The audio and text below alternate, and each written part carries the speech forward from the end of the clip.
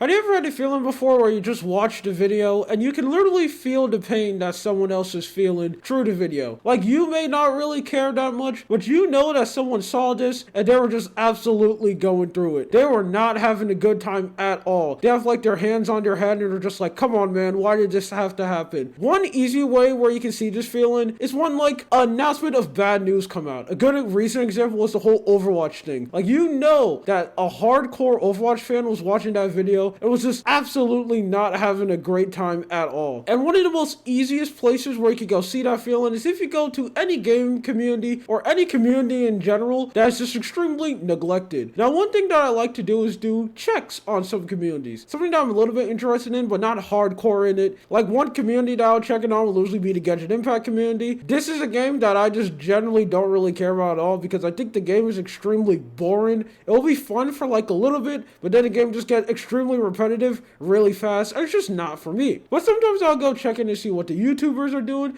and see what the community is doing, and it's literally just as bad as it always is. I remember talking about this last time, but the Genshin Impact community can literally be one of the most chaotic places where you could go on the internet. Man, all the arguments and all the dumb controversies that come in that community is insane. But I will not lie, it is extremely entertaining to see. Another community that I'll check in on will also be the VTuber community. I don't really watch a lot of VTubers, but I say this a lot, VTuber drama is extremely goofy, so I always go to make sure and check what's going on there to see if one drama gets crazy enough and to see if I will go and talk about it. But one of the most saddest thing you'll ever see a community enter when a community is completely neglected. And basically what I mean is when nothing ended up coming out and the community just goes on absolutely survival mode. They latch on to any piece of content and it's just really sad to see. One example of this easily had to be the whole Dark Souls community. Now let's go back in time before Elden Ring ended up getting confirmed. Back then, before that big reveal trailer, Elden Ring was basically just like a dream. It was something that didn't exist. We got one trailer about the game and then we heard absolutely nothing else about it at all. A lot of people were still walking around saying that the game just absolutely wasn't real and it was just a trick. It was just some simulation and we all just had like a combined fever dream saying that this game was going to release. So because of that, the Dark Souls community was in the saddest state of all time. It got so bad to the point that people on like the Elden Ring Reddit, you know, before they had anything on the game, was straight up just making fan fictions. The community came together and made up like fake bosses, fake areas. They just straight up had fan fictions about how the game was going to release. And that has to be easily one of the most saddest things I have probably ever said and one of the saddest things I've probably ever seen. You could literally see the Copian they're huffing all behind the words that they were typing, making up these fake bosses saying that this is how Elden Ring is going to be like, because we got absolutely nothing. From Software literally just confirmed that this game exists and literally just left us on red. And I remember checking in on the Reddit and just seeing that and literally